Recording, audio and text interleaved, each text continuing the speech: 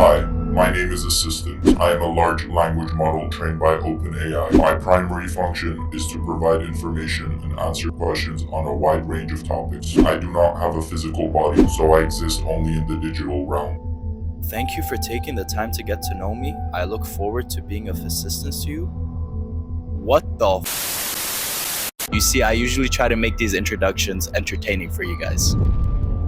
Until that.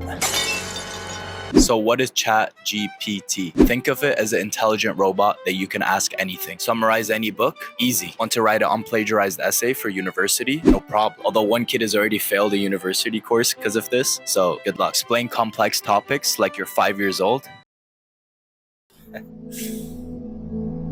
On November 30th, 2022, our access to information changed forever because of AI. Its popularity caused it to go from 0 to 1 million users in just 5 days, which is faster than TikTok, Instagram, and my YouTube channel to reach 1 million people. Please subscribe. You see, one of AI's capabilities is to summarize any book on demand in a matter of seconds, so you could stop wasting time reading actual books. So it begs the question, can AI replace reading books?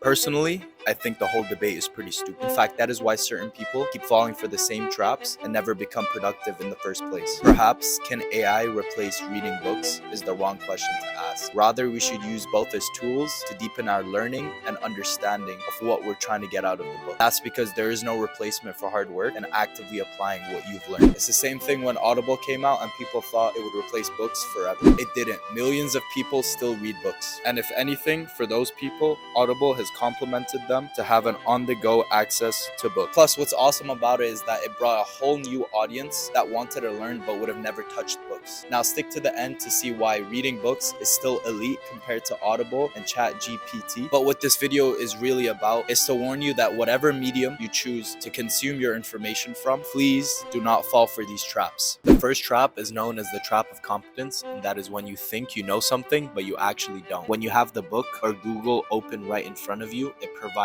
the illusions that the material is also in your brain, but it's not, because it can be easier to look at the book instead of actively recalling the information you just learned. So think about the times you thought you've prepared for a test by rereading your material, but when the test comes around, you realize that you actually don't know anything. You see, most people don't do this, but the number one key into storing any type of information in your long-term memory is retrieval practice. That's attempting to recall the material you just learned. So literally rereading the book and repeating what you just learned in your own head is far more effective than simply rereading. Studied by the psychologist Jeffrey Capri, and the book A Mind for Numbers by Barbara. Also, the next time you catch someone asking someone else what the number one key for success is, realize that that question usually comes from a place of lack of understanding. Like seriously, what part of life works that way, in which someone overnight becomes successful because of that one thing? Get that out of your head. So you look at Messi, one of the GOATs of football, who just won the World Cup. It wasn't one thing that made him successful. It wasn't one secret that he had. Rather, it was the accumulation of his effort and expertise applied over a long period of time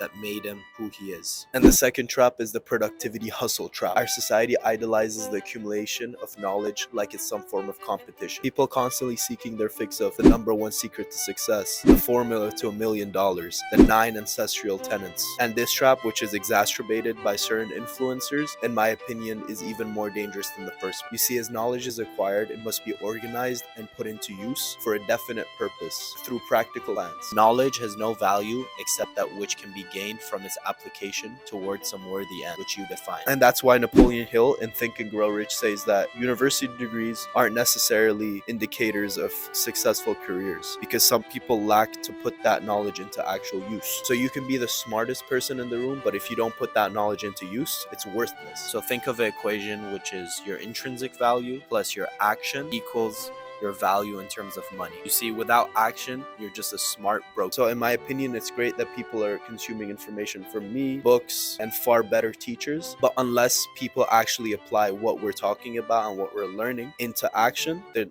it's just worthless. Now, books are my preferred medium of learning because books force you to imagine the information in your brain in a way that, for me personally, helps me learn the content in a far more deeper level compared to ChatGPT and Audible. Also, the slow process of reading compared to the other two is actually beneficial because it lets you think about it far better and for longer. And for me, having a deep understanding of the fundamentals of a few great books is better than skimming over countless books without fully understanding and risking the illusion of competence. So for me personally, it's quality over quantity. So be careful to not fall for the productivity hustle trap and the get rich quick schemes out there. Remember, there's no replacement to hard work, and both AI and books should be used complementary as tools to advance your learning. So stay consistently consistent, and I'll see you in the next video.